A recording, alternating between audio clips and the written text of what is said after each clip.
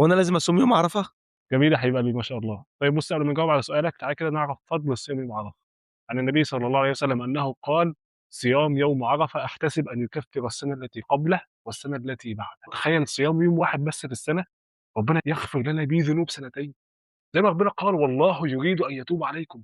ربنا جميل وعظيم ورحمن ورحيم وتواب، فده فضل من ربنا عظيم جدًا فوق ما نتخيل. طيب في واحد ممكن يسأل يكفّر السنة الماضية والسنة اللي جاية، طب السنة اللي أنا عايشها وضعها إيه؟ ده فاهم الحديث غلط. طب إيه الفهم الصح؟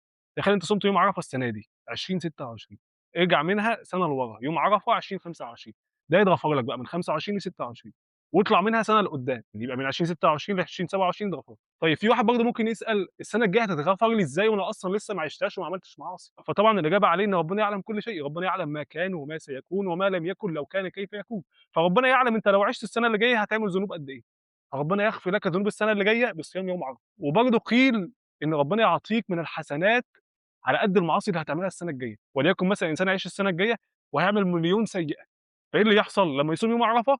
ربنا يعطيه ثواب مليون حسنة، ليه؟ عشان خاطر المليون حسنة دول يكون سبب في مغفرة المليون سيئة اللي هو هيعملهم السنة الجاية، فده كده بالنسبة لفضل صيام يوم عرفة، إن هو يكفّر ذنوب سنة، ده كده أول حاجة.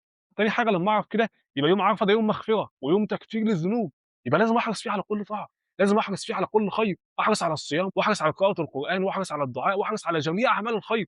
المصيبة إن الإنسان يعيش اليوم ده ويضيّعه على النوم، يبقى يوم عرفة كله نايم، أنت بتعمل إيه؟ ده يوم مغفرة للذنوب، أو مثلًا يقضيه على أفلام أو مسلسلات أو يقضيه في معصية ربنا، أنت مستوعب أنت بتعمل إيه؟ أنت بتضيّع مغفرة ذنوب سنتين. تالت حاجة نجاوب على سؤالك بقى، صيام يوم عرفة طبعًا هو مش فرض، يعني لو حد فطره مش عليه ذنب، بس ده إنسان غافل أوي، يضيّع على نفسه مغفرة ذنوب سنتين بصيام يوم واحد بس. ربنا يا رب يرضى عنا ويجعلنا من أهل الصيام.